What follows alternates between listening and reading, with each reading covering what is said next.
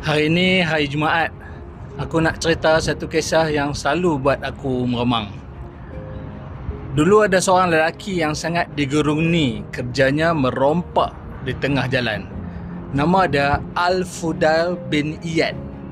Sampailah satu malam, ketika dia sedang menuju untuk melakukan maksiat, dia terdengar seseorang membaca Quran, yang bermaksud belum tibakah masanya bagi orang-orang yang beriman untuk hati mereka tunduk mengingati Allah. Surah Al-Hadid ayat 16. Ayat tu terus menusuk ke dalam hati dia. So dia berhenti, dia menangis dan dia berkata, "Ya Allah, sudah tiba masanya." Sejak malam tu, hidup dia berubah secara total. Dia tinggalkan dosa dia menuntut ilmu, dan akhirnya dikenali sebagai seorang ulama besar yang dihormati oleh umat Islam. Cuba bayangkan, perompak boleh jadi ulama. So, jadi siapa kita nak kata hidup kita dah tak ada harapan? Jangan biarkan masa lalu menentukan pengakhiran hidup kita.